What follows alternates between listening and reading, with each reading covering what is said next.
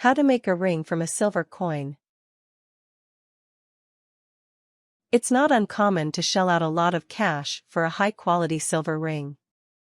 However, what if you could make a beautiful silver ring at home with just some change?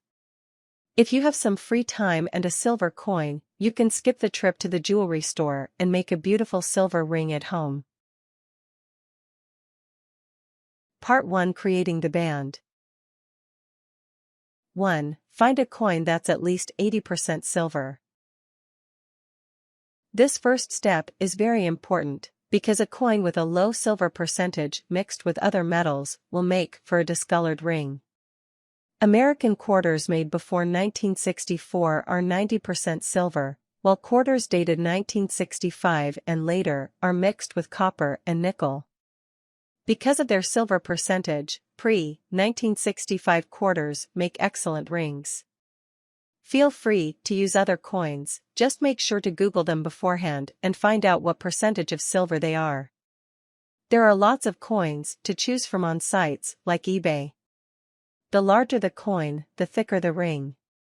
A quarter is a great size, but $half may actually work better for someone with larger fingers, or someone desiring a thicker band. It is perfectly legal to make rings out of US coins, despite what many people think. 2. Place your coin on a solid pounding surface, such as an anvil. It's important that the surface is smooth and sturdy, so the coin does not become warped. Don't worry if you don't have an anvil, because any hard metal surface will do just fine. The surface should be somewhere comfortable, because you will be working on it for a good while.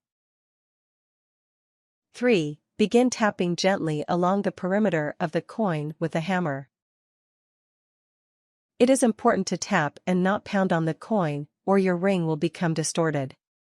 Roll the coin on the hard surface as you tap along the edge. The ring will slowly start to get smooth and will begin mushrooming out. In other words, the perimeter of the ring will start to widen as you tap, and a lip will form along the sides of the coin. This step of the process will take you the longest. You should notice the lip forming after about 15 minutes of tapping, and it can take up to an hour for the ring to be as wide as you'd like. Continue tapping along the side until the width of the lip is the desired width of the ring. This will take a long time, so turn on the television or some music and make yourself comfortable. A good measure of your progress is to watch the writing along the perimeter of the ring. Slowly but surely, that writing should move to the inside of the lip. Part 2: Hollowing the middle. 1. Drill a hole in the center with a power drill. Use a small drill bit for this task, with a 1/8 inch or 3/16 diameter. Be very careful to line up your drill with the center of the coin, so that you don't butcher the hard work you've done tapping the edges out. However, the hole does not need to be perfect, just make it big enough so that you can fit the rounded needle file into it. Once your file can slide into the coin, put your drill to the side. 2. Enlarge the hole with the rounded needle file, and begin filing along the inside. It's easier to hold the file steady and move the ring along the file, rather than trying to hold the ring steady and move the large file.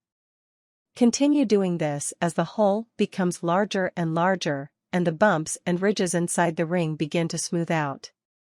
It will probably take you about half an hour to get your ring as smooth as you'd like. 3. Try on the ring.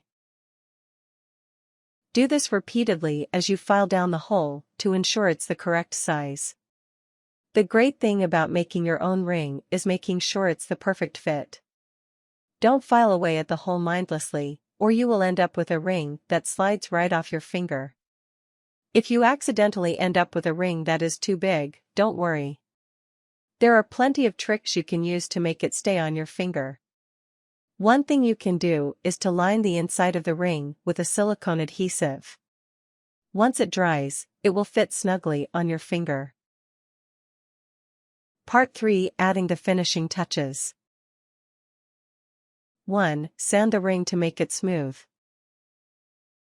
Buy several sheets of tough sandpaper your local hardware store, and sand along the inside and outside of your ring. Sand until your ring is exactly how you like. This will probably take you about half an hour. It may be helpful to start sanding with a medium grit sandpaper, 60 to 100 grit range, and gradually move up to the extra fine sandpaper, up to 600 grit range. During this step, you can also use a buffing attachment on your drill to speed up the process and make your ring as smooth as can be. 2. Polish your ring. After a little cleaning, your new ring will shine. Grab your silver polish and put it on a silver polishing cloth or rag. Rub it on the outer surface and inner surface of the ring. After you've adequately rubbed the polish on the ring, rinse it in cool water. Dry it with a soft cloth. If you do not have silver polish handy, try one of these methods. Alternate methods include soaking your ring in a salt bath with aluminum foil, rubbing it with toothpaste, or scrubbing it with a paste made of water and baking soda. 3. Wear and maintain your new ring. Slip it on and let the compliments roll in. No one will believe that you created it yourself, and definitely not out of a common quarter. Daily wear can affect the appearance of your ring, so make sure you keep your ring looking bright and new by polishing it regularly. There are several tips to maintain your ring. Store it separately from other jewelry to prevent tarnishing. Take it off when you're working with cleaning supplies or cosmetics, and take it off before you shower. Soap and other chemicals can cause a build up on the ring, making it appear grimy and dull. Things. Hard pounding surface, i.e. an anvil. A spoon or hammer. Drill and small drill bit, with optional buffing attachment. Rounded needle file. Silver polish. Tips. You can use a spoon to tap out the edges of the coin instead of a hammer.